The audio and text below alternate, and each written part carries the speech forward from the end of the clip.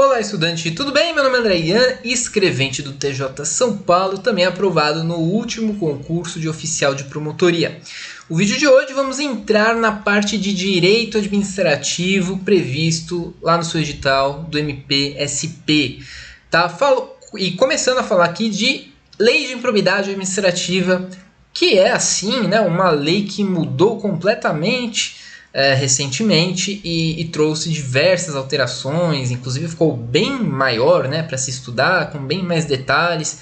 Alguns detalhes até diminuiu, mas outros aumentaram. Então temos que tomar cuidado com algumas coisas, tá? É uma lei que costuma cair mais de uma questão, tanto na prova de escrevente como também nessa prova de oficial de promotoria. Aposto sim que vai cair pelo menos duas questões da lei de improbidade administrativa. Então, ó, fica de olho, tá? Vou destacar aqui alguns pontos, tá, que você não pode perder de vista de jeito nenhum, porque considero que são os principais que pode ser objeto de questão na sua prova. Então já vamos aqui compartilhar para você quais são esses pontos. Lei de improbidade administrativa. Começando no artigo 1º, né, pessoal? Parágrafo 2º. Por que eu quero falar dele? Nele está escrito que considera-se dolo a vontade livre e consciente de alcançar um resultado ilícito, né, que está tipificado nos artigos 9, 10 e 11. Não bastando a voluntariedade do agente.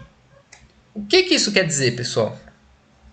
Como você sabe, ou deveria saber pelo menos, teve uma grande alteração. A principal na lei de improbidade administrativa foi a retirada da culpa, dos casos culposos como sendo passíveis, né, de ser encarados nessa lei de improbidade administrativa. Agora só com a intenção, só com dolo.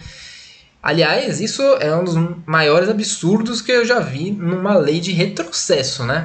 Convenhamos, um dos maiores absurdos. Inclusive, a todo momento a gente consegue verificar a não vontade de punir um agente público. Você pode perceber. Eu não estou falando isso só para criticar a lei, não. Estou falando para você ficar esperto, sabe por quê? Na hora da sua prova, a chance de uma questão trazer e falar várias historinhas, um monte de coisinha ali, e no final nem ser caso de improbidade é grande, tá? E aí nem vai ser crime, nem vai se enquadrar na lei de improbidade. Por quê? Porque essa questão aí da voluntariedade, o que é isso? Voluntariedade, pessoal? Voluntariedade é quando o agente acaba tendo a culpa, né?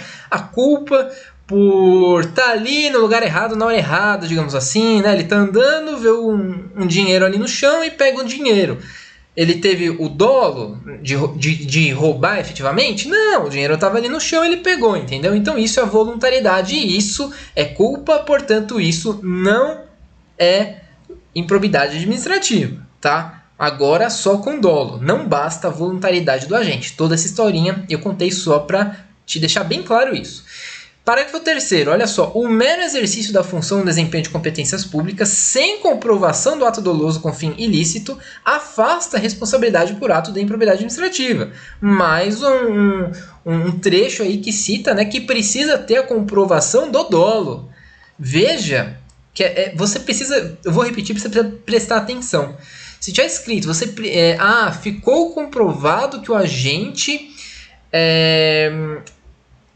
conseguiu vantagens indevidas. Isso é improbidade administrativa? Não é. Tem que ficar comprovado o dolo, não ficar comprovado que o agente se beneficiou. Então olha só, tá? Presta muita atenção nisso. Vai por mim que isso daí vai te pegar, tá? Então, acho que eu deixei bem claro, vamos seguir adiante. Artigo 3º, parágrafo 1º. Os sócios, cotistas, os diretores e colaboradores de pessoa jurídica de direito privado não respondem pelo ato de improbidade que venha a ser imputado à pessoa jurídica. Então, o cara lá é sócio, é cotista, é diretor, é colaborador da empresa, certo? E não necessariamente ele vai responder por um ato de improbidade da empresa jurídica, tá? Salvo, tem uma exceção, se comprovadamente, mais uma vez, comprovadamente, ele tiver tido uma participação, né? E benefícios diretos, no caso em que eles vão responder nos limites dessa participação.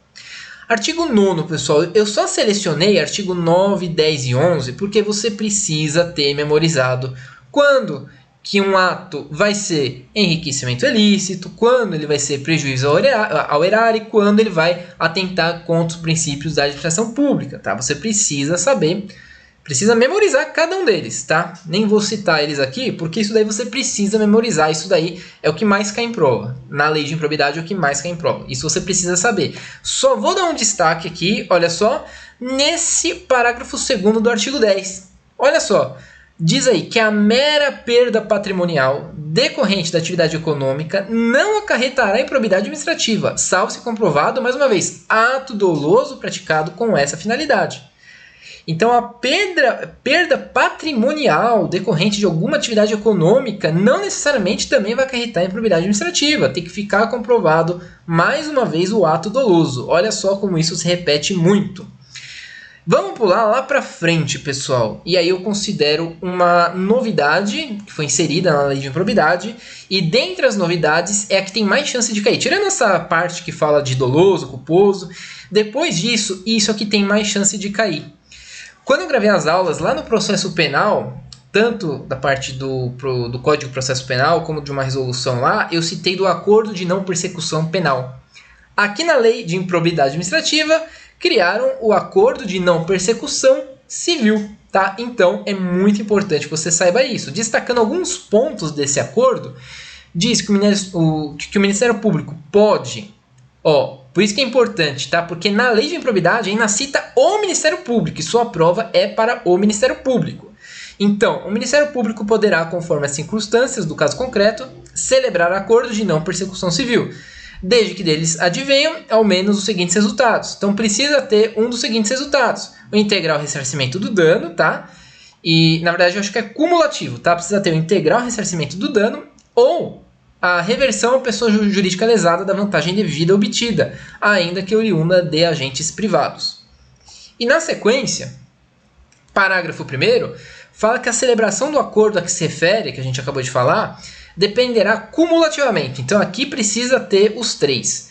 Oitiva do ente federativo lesado, ou seja, qual ente do patrimônio público, enfim, que teve o seu prejuízo, qual que foi lesado em momento anterior ou posterior à propositura da ação. Então tem que ter essa oitiva. Aprovação no prazo de até 60 dias pelo órgão do Ministério Público competente para apreciar as promoções de arquivamento de inquéritos civis, se anterior ao ajuizamento da ação. O inciso 3, também homologação judicial, independente de acordo ocorrer antes ou depois do ajuizamento da ação de improbidade administrativa, tá? Então isso daí é muito importante que você saiba.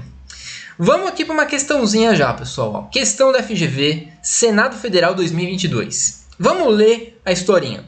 De acordo com a nova redação da Lei de Improbidade, em tese, a conduta de nomear dolosamente, ele citou, com finalidade ilícita, cônjuge, companheiro, parente, linha reta, colateral, por afinidade, até o 3º grau, inclusive, de autoridade nomeante ou de servidor da mesma pessoa jurídica investido em cargo de direção, chefia ou assessoramento, para o exercício de cargo em comissão ou de confiança, ou ainda de função gratificada na administração pública direta ou indireta, em qualquer dos poderes da União, Estados, DF e dos municípios, compreendido o ajuste mediante designações recíprocas. Letra A, constitui um ato de improbidade que atenta contra os princípios.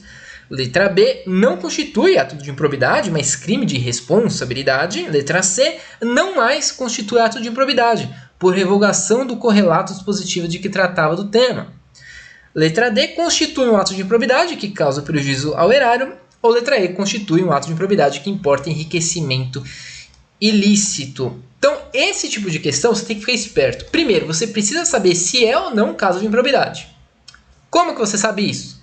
Prestando atenção se vai estar escrito dolosamente, tá? É o primeiro ponto. Se tiver escrito, a chance de ser um ato de improbidade é gigantesco, né? Só se tiver muita mirabolância ali no texto, na historinha. Tá, você descobriu que é improbidade. Aí você precisa saber se é atos que atentam contra os princípios da administração pública, lesão ao erário, enriquecimento ilícito, tá? Então, assim, essa questão está no caderno de questões, tá? Como eu já falei, no primeiro link da descrição do vídeo.